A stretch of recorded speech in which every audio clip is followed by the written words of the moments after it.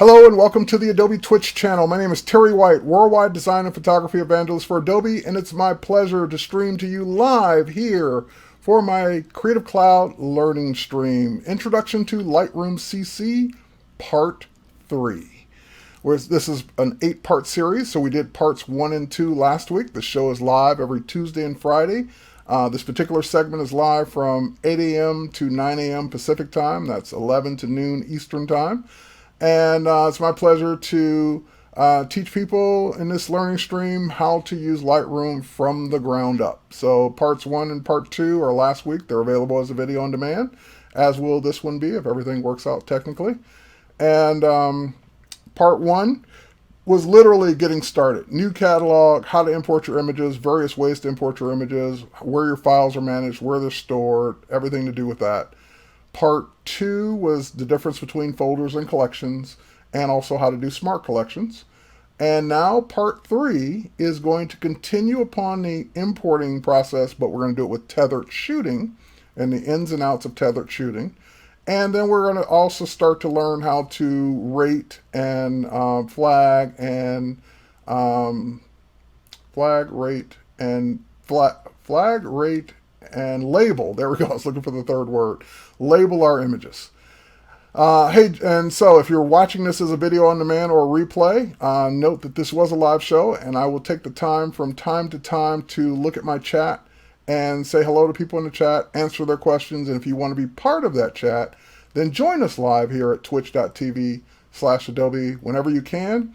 The channel is running 7 days a week, about 17 to 18 hours a day, but I'm on Tuesdays and Fridays from 10 a.m. Eastern till noon Eastern, usually doing 2 parts. So the first part we just finished, which was 10 things, filters, features, and tools you may have forgotten about in Photoshop, which we just finished that up. And I got through all 10. I thought I would have way more time than I did, but I talked too much. And today we're continuing with part 3, the second part of the stream, for Introduction to Lightroom CC. And Paul, I'm doing good today. Dreamfloat Joe, glad you're back. And Tumbleweed, glad you got the stream back going again. Hello, Victoria, and hello, all my other moderators that I don't see right now. All right, Paul Weaver, what's up? B. Dungan, you think your old Nikon D300 will tether, but I always teach you something new. Okay, well, we'll see. So speaking of that, before I show you my computer, let me bring something up real quick.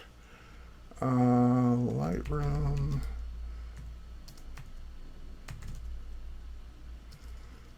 Hang on, I'm looking for a URL. I'm Googling it, and I will see if I can put this in the chat.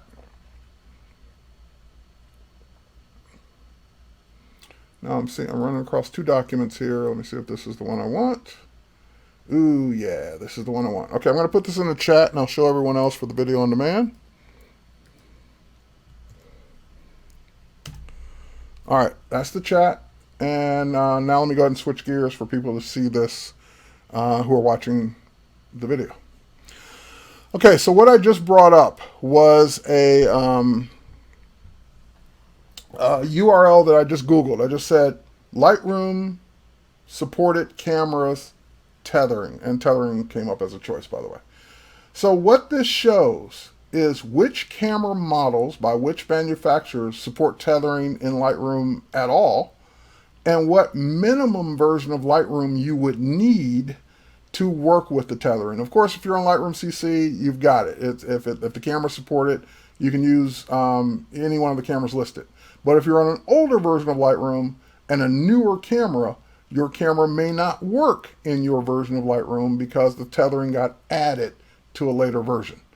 So you can scroll down this list and you can see all the Canon models, you can see all the Nikon models, and you can see some Leica models as well. So I had a friend, or not a friend, but someone walked up to me at a show, as a matter of fact, the Camera Artist show in Detroit, and they said, hey, I got a D7100 and I can't tether. And I didn't have this list in front of me at the time, but I thought, D7100 is certainly not new, because there's a D7200. I'm thinking, that's got to be supported. But here's the thing. If he's got a D7100 and he's on Lightroom 4 or Lightroom 5.1 or Lightroom 5, in other words, he's not on the latest version of 5.2, then his camera won't work. So if he's on 5.2 or higher, Lightroom 6 or Lightroom CC, no problem. And if he upgraded to that 7200, he would need Lightroom 6.4, not even the first version of 6, to work with it. So I saw you're asking about D300. Yep, D300's in the list. And also someone asked me at the show about the D700, which I used to have. I used to tether with that all the time. So your camera, if it can support tethering, would be on this URL. And for those of you who are watching the video on demand, you can see the URL here, or just simply Google it, just like I did. Lightroom supported cameras tethering, or tethered. And you'll get the link to this. And you'll be able to find out if your camera supported. Now you might be asking, why only certain cameras? Why only certain models? Why only certain manufacturers? I have a Sony, I have a this, I have a that. And it's because, for the most part, Canon and Nikon have always supported tethering with their SDK, Software Developer Kit. So we don't build the tethering for this. We use the Software Developer Kit that they provide to support cameras. So for example, you notice that the D5 is not here yet. The D5 just came out, nor is the D500. Even though we might support those cameras in shooting RAW pretty soon, pretty quickly, we have to wait for the camera manufacturer to add it to the SDK before we can support it with tethering. So if you ran out and got a D5 right now, the RAW files probably would work in the latest version of Lightroom. I'd have to look, I don't know. But if they did, great, but you wouldn't be able to tether until Nikon gets around to adding the D5 into their SDK, and then we can adopt it in our next update. Someone's saying, what about Pentax? I think Pentax was one of the manufacturers that added their own Lightroom tethering download. So you could download like their plugin, add it to Lightroom, and you could tether. So again, we're at the mercy of the camera manufacturers because we don't write this ourselves.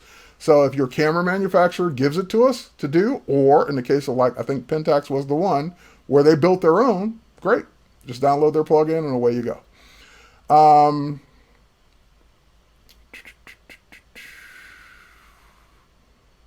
All right, I'm looking at a comment here. I was told that my Canon wouldn't tether Lightroom so many times I have worked with my camera tether, and I didn't because they told me it wouldn't.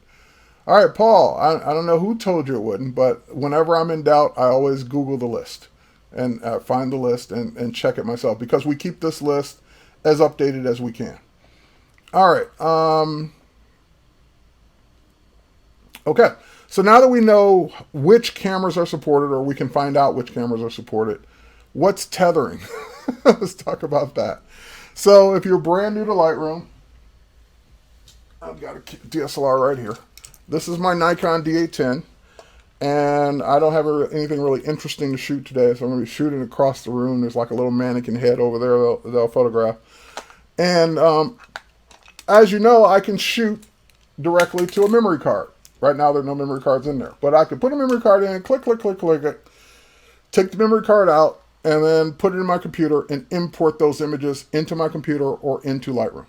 That's not tethering. What tethering would be, instead of shooting to a card, I'd go to the other side, open up the little door that exposes the USB port, and shoot directly into my computer with the attached cable. That's why the camera has to be supported, because otherwise Lightroom doesn't even see the camera or know it's there. All right, so let me give you a couple tips right off the bat, especially depending on which brand you're using, whether it be hang on, my camera looks like it got bumped a little bit there. Depending on whether you're Nikon or Canon. So first and foremost, Terry, can you look at the list and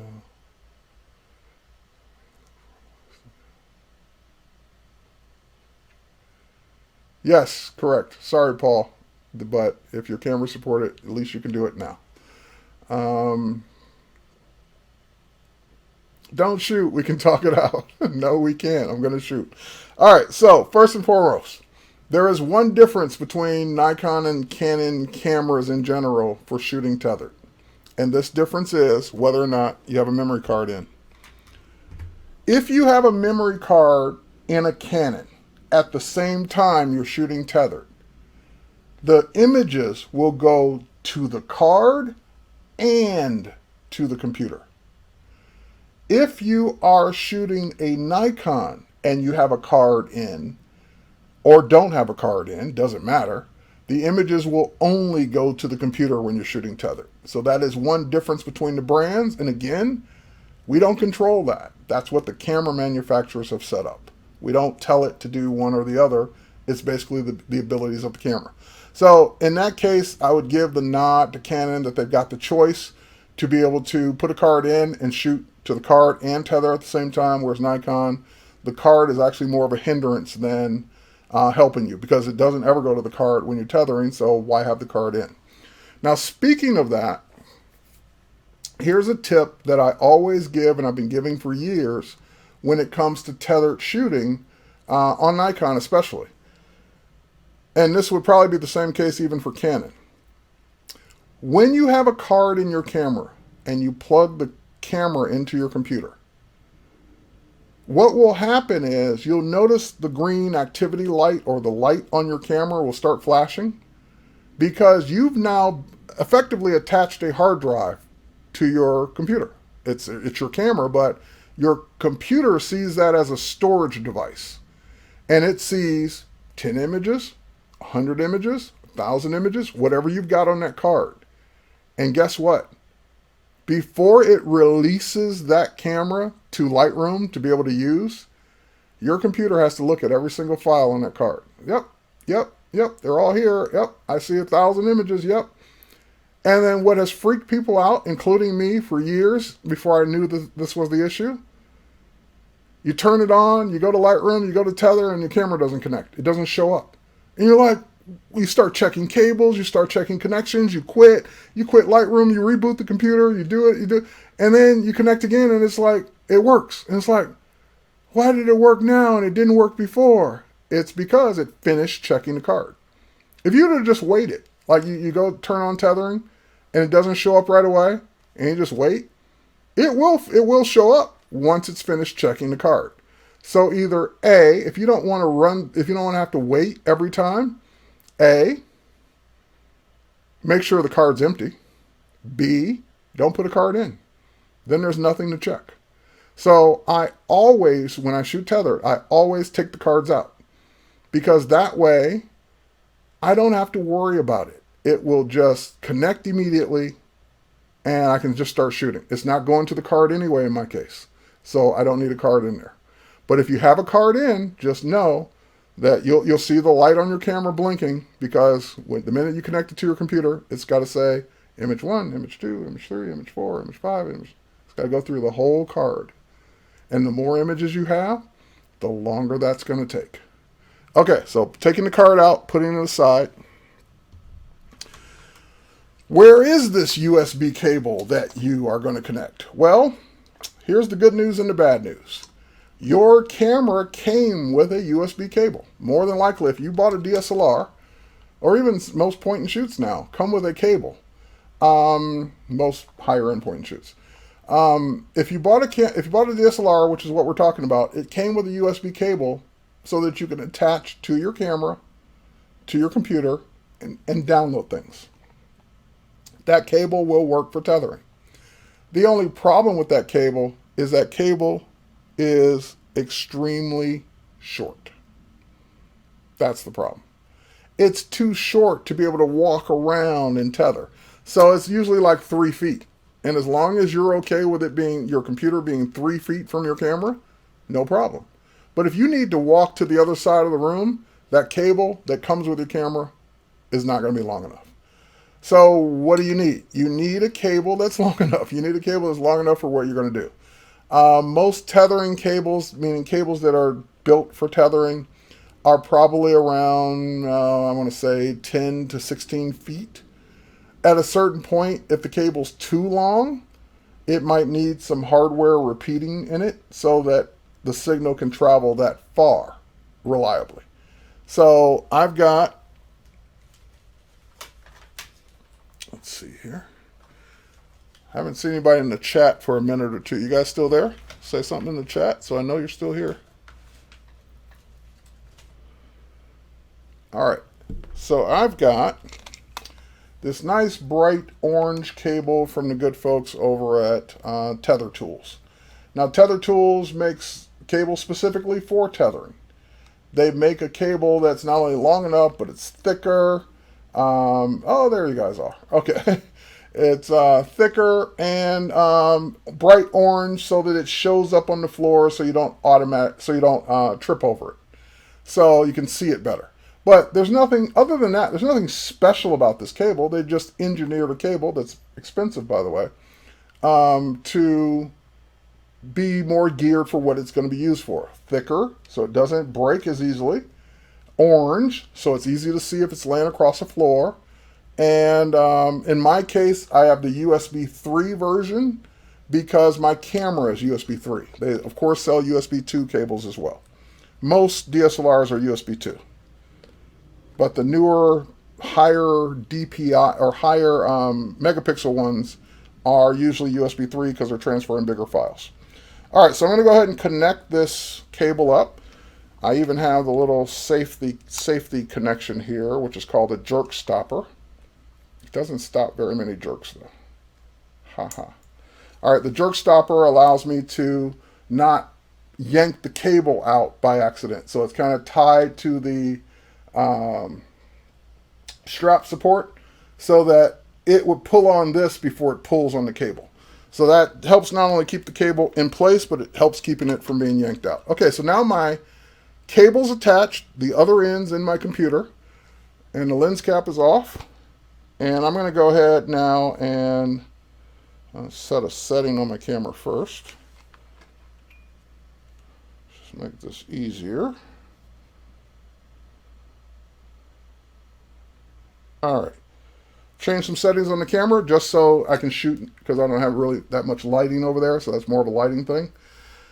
And now I'm going to go into the file menu, and this is how I'll put this to the side for a second.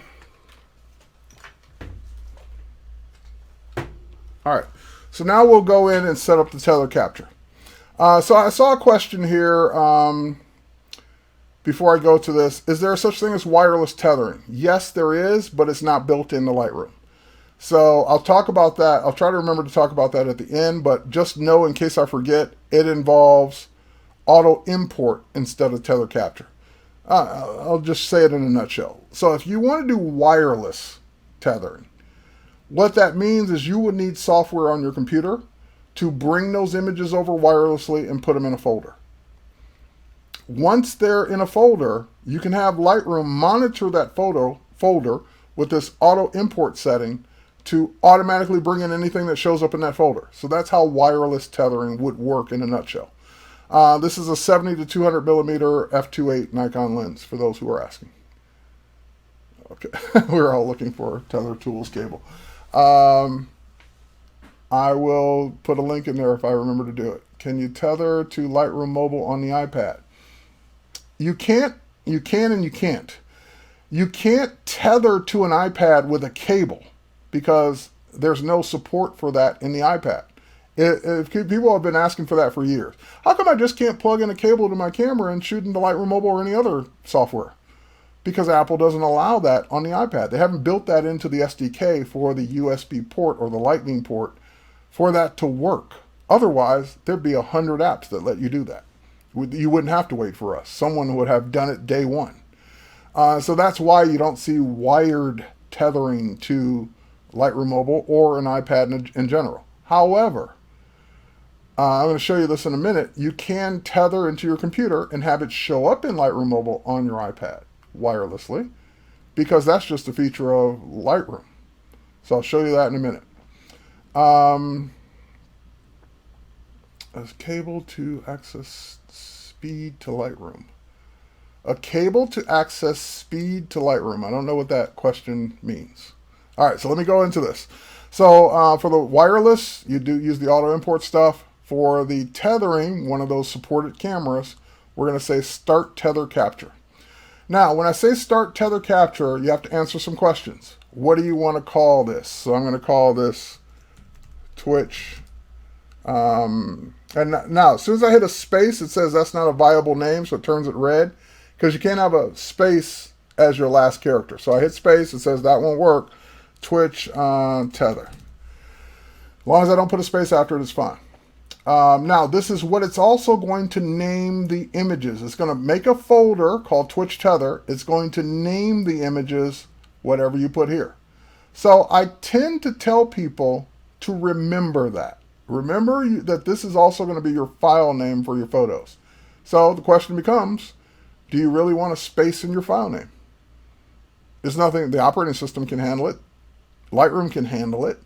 There's nothing wrong with it, except when you're trying to do searches for things, it might be an issue later. If you're trying to do things on the web, it might be an issue later because spaces aren't allowed in file names on the web. It'll put that ampersand 20 in there, or that %20, I should say. So just try to avoid characters that may cause you issues in the future. So I'm just going to call it Twitch Tether without the space. And now the next thing is, you notice that it's going to name it with 3 zeros and dot whatever it is, whatever you're shooting, JPEG or RAW. Where are all the icons coming from in the top right of Lightroom? What icons? There's no icons up here that I see. This is my operating system, so I don't know what you mean. All right, so with start number, which again it's going to name these Twitch Tether -00123 or whatever number you put in. Now the next thing is, where do you want to put them? Because they're coming in from your camera as you shoot. Where do you want them on your computer? This is where you get to decide what drive they go on, what folder they go in on that drive. So right now, by default, it's going to put them in my pictures folder in a folder called Twitch Tether. 2 checkboxes. I might as well do it now. Segment photos by shots and add to collection. Let's do this one first. If I turn that on, then it will give me the ability to do my tethering, but change. I know the scenario I want to tell you, but I just want to explain it the right way. Let's put it this way. Let's say you're doing a portrait shoot for mom, dad, sister, or mom, dad, brother, whatever. Mom, dad, sister. And you're calling it, the whole thing, family portraits. And you're going to do all of them together. But some of them you just want mom, some of them you just want dad, some of them you just want sister. You can segment photos by shots, and it will give you the ability of, on the fly while you're shooting, at some point to say, okay, now we're shooting mom instead of dad. And you can change it to mom. And then all those images will go in a mom folder. You can do, okay, now we're shooting sister, and all of those will go in a sister folder. So if they're all the same thing, you don't need this. But if you want it to be able to switch the name on the fly and have the images go in different folders for that session, then that's when you would do segment photos by shots. Add to collection is new in Lightroom CC. What this allows me to do is go in and say that, hey, I want these to go into a collection as I'm shooting as well. And this answers the question of, can I shoot to Lightroom Mobile? Because if I can add to a collection, I can create a collection called My Tether. And collections can have a space, it's okay. And since I don't have Lightroom Mobile turned on this catalog, if I did, there would be a checkbox for also sync this collection to Lightroom Mobile. So as I'm shooting, they're coming in to the folder, they're also being simultaneously added to the collection, and they're syncing the Lightroom Mobile on the fly. And they would show up on the iPad, iPhone, web, wherever else I've got Lightroom Mobile. So that's new inside of Lightroom CC. I'm not going to add them to a collection just yet, but that's what you would do. Last but not least, the metadata template. We talked about this on day 1 of importing your photos. The metadata template just puts in all the information about you. Your name, your studio name, your address if you want, your phone number if you want, your website if you want, whatever information you want. And I can then put in whatever generic keywords I want to be a part of all of this. Twitch, studio, hat, because the mannequin's wearing a hat, and whatever else. Okay, so those would be the keywords that get added automatically. So the only thing I didn't do was I didn't do the segment shots by photo because they're all the same thing. And I'm not adding these to a collection because I just don't need to just yet. But if I did want to add them to a collection, I could.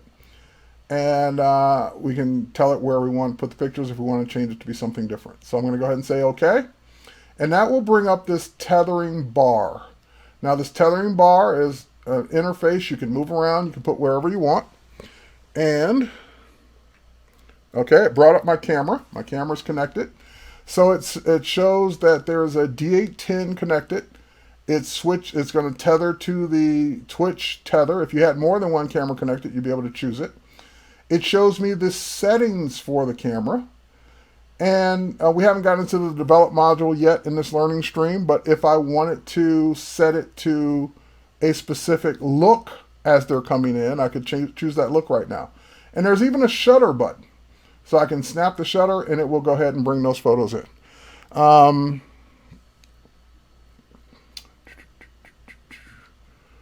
How is the GPS location added? It's added by adding the GPS to your camera. As the images are coming in, they will come in with the geo metadata.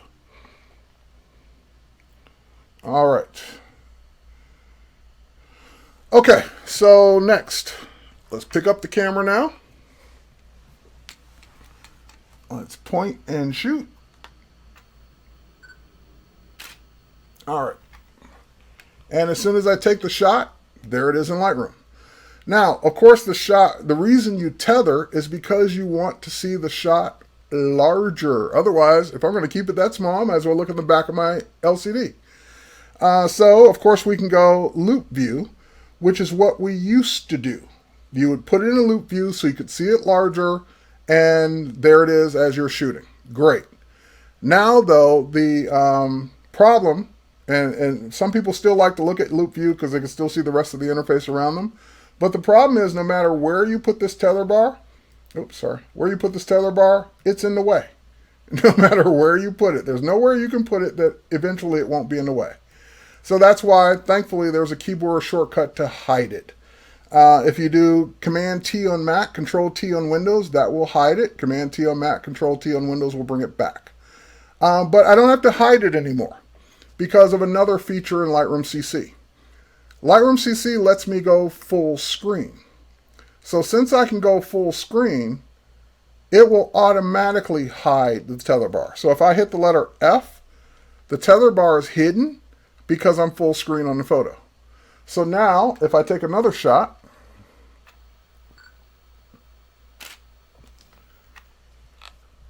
then that shot comes in, full screen, no tether bar, nothing to worry about. And so I can just keep shooting and looking at the images and reviewing them as I tether. And they're automatically coming in, and whatever my camera is set to, this has nothing to do with your camera settings. Whatever your camera is set to, that's the image that's being brought in. If you're shooting RAW, then it will come in RAW. If you're shooting JPEG, then they'll come in JPEG.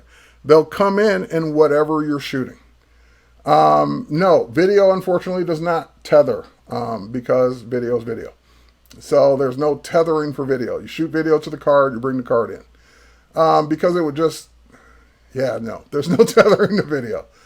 So that's the way it would work. All this artwork. I know I'm a photographer, so imagine that. There are photos in my house. All right. So we'll do another shot. We'll do another one. We'll do another one. We'll do my, see if I can lock onto it.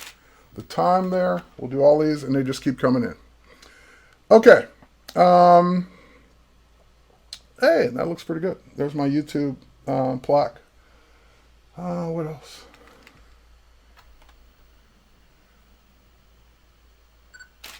There's my award from the president. There's an event.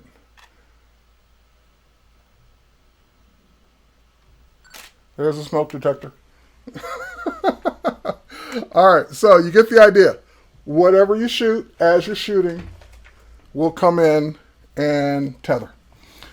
Okay, so if I hit the letter F to get out of full screen, the rest of my images are there. They're in the Twitch Tether folder where I told them to be. They're not in a collection because I didn't tell it to add them to a collection. I could go back and do that. But right now my camera is still connected. Lightroom's still working on tethering. And by the way, if you are on a tripod, you can actually use this as your shutter release. So if you wanted to put your camera, 16, 15 feet away, I know the vent though. If you wanted to put your camera 16 feet away and click the shutter every time the product moved or your assistant moved the product, you can click the shutter from here and that will fire it as well. I want to point out that there's a little gear icon to get right back to your settings. So I used to, before I realized that gear was there, I would stop the tethering, go back up to File, come down to Tethering, change my settings, and then start it again, where you can actually just bring up those settings just by hitting the little gear icon. I'll show this when we talk about develop. There's a cool feature here, but we haven't talked about develop yet, so I'll show it when we do I think it's our next one on developing. Okay,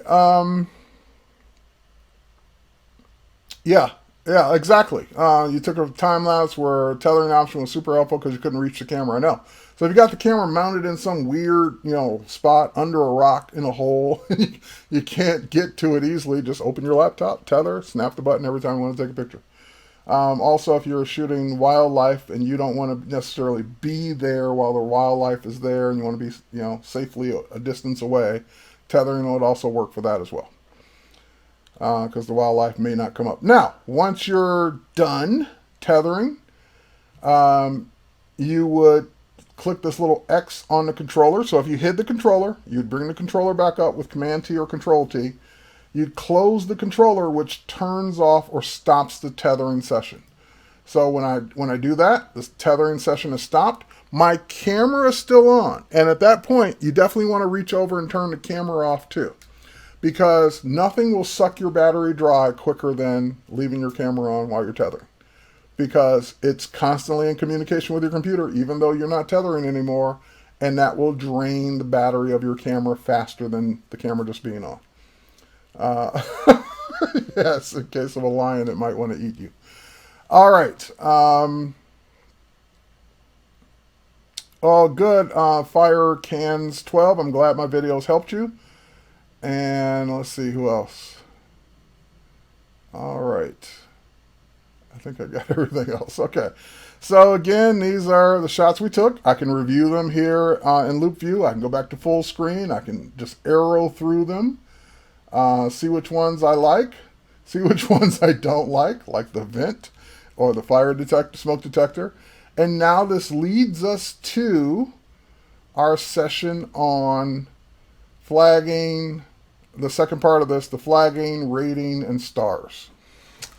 Which is now we're into that spot of Lightroom where you've done importing, you've done tethering, you brought images into your computer no matter how, or into Lightroom no matter how you got them in, and now they're here. What next? How do I decide what to keep, what not to keep? How do I get rid of it if I don't want to keep it? I don't want that vent picture. I don't need the smoke detector picture. How do I get rid of that stuff that I don't need? So that's this part 2 of this segment of part 3. First and foremost, I will address something that got asked last time, because now it's time to address it again. And that is, when you're shooting tethered, I mentioned this earlier, someone brought up video, you can't shoot tethered video. You can import video into Lightroom all day long, just not via tethering. The other thing that came up was, I told people about converting their images into DNG format when they bring them in. For the sake of speed, Lightroom does not allow you to convert to DNG when tethering, because it would just take too long. The whole point of tethering is I click, I want to look at it, click, look at it, click, look at it, so I can make adjustments to my camera or my subject or my lighting while I'm shooting. If I had to wait 10, 15, 20 seconds for it to convert to DNG before I could see it, or if it's slowing things down, doing it in the background, then I don't want to do that while I'm tethering. So converting to DNG is something you would do after you're all done. Then it could happen in the background. And this is how you do it. So these all came in because I shot in RAW. These all came in as .nef files. If you were shooting Canon, they'd be .cr2 files. I want them now to be converted to DNG, but it's too late. They're already in Lightroom. I don't have a checkbox to do it upon import. So what I can do is just simply select them all. By the way, I just selected the first one, Shift, selected the last one, that selects them all. Command A or Control A on Windows would do the same thing. And now I'll go up to my library menu, and there is a Convert Photos to DNG option right there in Library. So this is how you convert the ones after the fact and bring them in. Once you brought them in. So once I do the conversion, what am I choosing here? Only convert RAW files because JPEGs are a waste of time. Delete the originals after successful conversion, meaning keep the NEF files until you're sure that DNG works, and then it will delete them automatically. File extension, compatibility, I use the latest one. Medium-sized JPEG preview is fine. And enable fast load data. This just means your images will load faster, which I don't know why you would ever not want that on. And I don't want to embed the original RAW file. It's kind of a waste of space. If I'm going to use DNG, I'm going to use DNG. If I want the original RAW file for some reason, then I'm not going to convert to DNG. And don't use any compression that's going to destroy the quality of the image. Click OK, and that will do the conversion in the background. Now I can go on and do whatever else I want to do. Okay, hey Beetlejuice, what's up, man? Oh, aren't you happy that you're not up next? All right, Beetlejuice, Jason Levine, my partner in crime, was up yesterday, and he'll be up again Friday. So he gets a break today, and Molten Ink is up next. But anyway, we've got about 18 minutes left, so let me continue on. All right, so my conversion's now finished, just in the time it took me to say that, although I didn't have to wait for it. And now we're at that stage of deciding what to keep and what not to keep, and using one of Lightroom's 3 methods to do that. Now, Lightroom has 3 ways to mark your photos in addition to some keywording and all that stuff. We're going to talk about that stuff in a minute. Or actually, not in this episode. We have a whole keywording. I think we have a keywording episode. I'd have to look. But anyway, we're going to talk about picks, or flagging, stars, and color labels. Now, I just want to be and they're all 3 right here, by the way. I just want to be very clear, whether you're using flags, stars, or color labels. There's no such thing as the Lightroom police. There's no right or wrong. It's whatever you choose to assign, whatever you want to assign, however you want to assign it, for whatever reason you want to assign it. That's it. So I'm going to tell you how I use them, and you might say, that sounds good, or you might say, nah, I want to do it this way. And that's fine too. Whatever way works best for you. Okay. First and foremost, there's a pick flag and a reject flag. I use the reject flag for the obvious reason of there's a photo I don't like, won't use, never going to use, reject it, I want it out of Lightroom. I'm never, ever, ever going to use it. There's no looking back. Oh yes, I'm wrong. I'm out of Lightroom. Or I want it out of Lightroom. The pick flag, on the other hand, is for a way of marking a photo that you like, the client likes, you want to keep, whatever. Let's deal with reject first, then I'll talk about pick flags. So as I'm going through these photos, and again, these are all just samples for tethering, but as I'm going through these photos, and maybe we'd be better off, well, we'll do them here too, but I was going to say maybe we'd be better off doing them on one of the portrait sessions we imported before. But anyway, I look at the photo and I say to myself, if I shot more than one, like I went click, click, click, and it's the exact same photo, maybe with a slight variation of I moved or the subject moved, then I look at it and say, do I really need all 3? Chances are I don't. Then I pick the best one of the 3 for whatever reason, whatever I consider to be the best. The other 2 can go. If they're exactly the same or very slight difference, why do I need all 3? I shot more than one as a safety measure to make sure I got it without the person blinking, without some weird thing happening with the lighting without, make sure the strobe went off, all of that. But if I end up with all 3, 4, 5, or 10, then I narrow it down to 1, maybe 2 that I'm going to keep. The rest can go. So in this case, let's pretend, which it is, the subject is the mannequin. And I look at this one and say, well, that's not really a picture of the subject. That's a picture of the mannequin kind of being photobombing the other subject. And then I look at this one, same thing, and I go to that one. And I say, well, it's either this one or this one. Which one of these two do I like better? And I'm going to go with this one because my puppy crate isn't showing in the other one. Even though that's more centered from a headroom perspective, but the other one's just a better photo. So since this is one of the two that I don't want, because I'm going to use that one if I ever use this mannequin shot, then I don't need this one. And that's when I would hit the letter X on my keyboard. X is in reject. You can also click the flag, and that will mark that photo as a reject. It doesn't do anything to the photo. It just flags it. What comes next or later is what you will ultimately do to the photo. But right now, it marked it as a reject. Now, here's another tip or bonus feature. If you are on the photo and you've marked it with a flag, pick, or reject, and you're saying, okay, I did that one. Next, meaning I want to now go to the next photo. Well, you can go to the next photo by hitting the right arrow key. But what if you wanted it to happen automatically? So let me unflag that for a second. I just hit the letter U to unflag. So U will take off a pick or a or reject. So now it's unflagged. Now I want to flag it as a reject and automatically move to the next one. So the way you do that is to put your caps lock key down.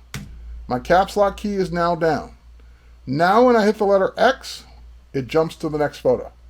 So it marked it as a reject, did the next photo, and away we go. So now I look at this and say, okay, well, the subject here are the paintings. Or I'm sorry, the photos. Which photo or which photo shot do I like better? Not that one. So it'd be between this one and this one. Neither one's great because of the head sticking up on the one on the right. But if all I cared about were the two on the left, then either one would be fine. And if I'm really going to maybe even Photoshop out that mannequin head, then this one would be easier to Photoshop out. So ultimately, this would be the better one of those two. Neither one's great, but this would be the better one. So then I go to this one and I hit X to mark it as a reject. Now I took these out of order, so going back, that's a keeper, that's a keeper, that's a reject. Now we go to this. I look at this and say, well, what's the subject here? The subject's the last photo there on the right-hand side. It's not really in a great composition-wise, not really a great shot. The doorway is blurred out or out of focus, shallowed up the field. That's fine. I could crop it, maybe save it, maybe keep it. It's a maybe. And then I go to this. It's just a shot. Don't really care one way or the other. I go to that. It's okay. I go to this. I don't need it. I don't need a picture of the air vent. X and X. Now, there was no photo to go to after this one, so I just stayed on the last photo. So now when I go back to the grid, which is the letter G, so letter E is loop view, letter F is full screen, letter G is grid. When I go back to the grid, you'll see that the photos that we rejected are now marked with the flags, and they're even slightly grayed out. So it grays them out so you can say, okay, these are ones you don't want, but they're still here. All you've done is flag them. They're still on your hard drive. They're still or referenced by Lightroom. I now want to get rid of them. And this is what's going to separate you from a real photographer. Because a real photographer can make the call of what's a good photo, what's a bad photo, and especially what's a bad photo that they know they're never going to use. An amateur says, I may use it someday. I want to keep it just in case. You never know. You never know. If you're saying you never know, then you aren't being decisive about your own photography. No, I'm not talking about contractual agreements where your client says you must keep every shot we ever took and all that. I'm not talking about that. I'm talking about these are your shots. You've got to decide, are they keepers or not? And if you're hemming and hawing about a particular one, well, maybe, I don't know if I should keep that one. Maybe I should delete it. I'm going to say chances are you should delete it. But even in that case, then why'd you mark it as a reject? A reject means I absolutely don't want it. I'm never going to use it. I've got a better one, or it's out of focus, it's a bad shot, bad lighting, not savable, or I've got a better one that I don't need to save this one because I've got a better one. So if it's a reject, it's a reject. Get rid of it. So how do we get rid of them? On Mac, Command Delete, PC, Control Backspace, or Control Delete. That will bring up this dialog box. So Command Delete, Control Backspace. That will bring up this dialog box. When it brings up this dialog box, Lightroom defaults to the safe, wimpy choice. Remove. What remove means is I'm going to remove them from Lightroom so you don't ever have to see them again, but I'm going to keep them in the folder just in case. Why would you do that? If you're going to keep them, keep them. Don't mark them as rejects. If you don't want them, you don't want them. And if you're saying, well, someday the client may come back and ask for that one, I've never had a client come back and say, can I have that one where I was slightly out of focus? You know, the one with my eyes closed and my tongue was sticking out? Yeah, that one. The one where I was in halfway of a blink. The one where the lighting didn't really fire and I looked really wrinkly. Yeah, can I have that one? I know you gave me all the good ones, but can I have that one that wasn't that good? Never happens. So get rid of them. Delete from disk. When you say delete from disk, you'll feel better. And when you click delete from disk, it will take them out of Lightroom, obviously. It'll also take them out of the folder they came in, and it will put them in your operating system trash or recycle bin. And then away they go. Okay, so now you're left with your goods and your maybes, as opposed to good, maybe, and no, that's really not good, or it's okay, I really don't like it. You're left with ones that look better. And you'll feel better, and you're using less drive space in the whole 9 yards. Okay, so that's what the reject flag is for. So I got like 7 minutes to talk about all the other ones. What's the pick flag for? The star ratings and the color labels. And they're for whatever you want them to be for. Here's how I use them. If I'm doing a shoot, which I do portrait shoots, if I'm doing a portrait shoot of, let's say, a model, he or she will get to choose their own photos ultimately. But he or she may be standing next to me while we're doing this review process, and they may scream out something like, oh, I like that one. And if they say, oh, I like that one, then I do this. I hit the number 9 on my keyboard. All the number 9 does is mark it blue. I, one day, years ago, decided that while they were standing next to me, oh, how do I remember that that's the one they really like? What color should I use? I just clicked on blue. No rhyme or reason. Blue doesn't mean anything other than that's the color I picked one day for the client. That's all. And each color has its own keyboard shortcut. So 6 is red, 7 is yellow, 8 is green, 9 is blue, and purple doesn't get a number. But you can click on purple if you want purple. So then what's the other colors? If I really like one, then I hit the number 8 for green. One day, and green is not even my favorite color. I hate green, by the way. But one day I decided that green were the ones I liked. What if we both liked them? We both love this next photo. We don't, but let's say we do. I might play a game of who said it first, then that's the color I picked. Doesn't really matter, we both like it. So let's say I like it. So I hit green, but I also want to remind myself that everyone liked it. Everyone standing around me said, yes, that's the one.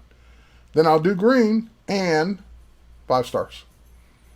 Because that's the method I decided one day that If I see a green 5 stars or a blue 5 stars, everyone loved that shot. What if the makeup artist, hairstylist, or other assistant, photo assistant standing there and really liked one? 7. Yellow. Why yellow? Because I was already using blue and green. No rhyme or reason. Whatever you decide they're for. Well then, Terry, what's the pick flag for? Why would you ever use color labels when you've got pick flags? Can't you just use the pick flag as they like it? Or if it's not picked, they don't like it? Yes. Because now, once I've given them their gallery to look at and they've made their choices and they sent their choices back to me, I want a way to designate which ones they actually chose. Remember, these colors were the ones we were just standing around looking at. Or I went through them on my own and picked the ones I liked that were green. But when the actual client says, I'm paying for this one, or retouch this one, or this is the one I really want, that's when the pick flag comes in. So if the client says, that's the one I really want to pay for, P, it gets a pick flag. So that way I can always find the ones that are the real selections with the pick flag. Now, what if I'm the client? What if they're for me? What if I shot these photos for my own use? There's no client involved. There's no model involved. They're just for me. Then I say I'm the pick flag person. I hit P on the ones I really want. So I don't have to worry about green or blue or yellow because it's just me. P or not P. When do you want to use stars? I've seen people use stars when they're trying to, like they can't make up their mind if it's good or bad. So let's say, for example, we go to, let's go to Gina's folder here where we got a bunch of pictures. So I've seen people do this. I've seen people say, oh my God, I really love that one. 5 stars. That one's pretty good too, but not as good as the other one. 4 stars. Oh, this one's just okay. 3 stars. And honestly, that's probably enough, because if you start getting down to 2 or 1 star, what's a 2 star? Almost deletable? What's a 1 star? It's a reject, so just use the reject flag. I don't ever understand why you would get down to the granular level of 5 stars. For me, it's either a 5-star photo or it's not. It's not, you know, I guess it could be almost a 5 star. So I don't really get into really beyond 5 or maybe 4 stars. That's about it. And if you're getting down to 2 stars, you might want to rethink your methods. You might want to rethink the photography too. Because a 2 star to me it's almost bad enough to be deleted. Not quite, almost. And if it's that bad, why are we even rating it at that point? So, pick flags, color labels, rejects, stars. Now, once you've defined whatever your method is, you can always go up to the attribute of any folder, pop-up of any folder or collection, and you can say, show me all the 5 stars. Great. Show me all the greens. Awesome. Show me all the picks. There are none, because I haven't picked any in that collection yet. Show me the 5 stars that are green. None.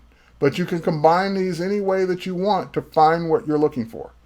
So that's how I use stars, color labels, and flags. Use them any way you want, but that's my method. All right. Looks like we're coming to the close of this part 3 of our stream, and I want to thank you guys for being here. It's been a pleasure to stream to you for the last 2 hours, but it's my time and it's over. So with that said, thanks for watching. We'll catch you on the next one. See you on Friday for part 4 of Introduction to Lightroom. Next up, Molten Ink. Cheers, everybody.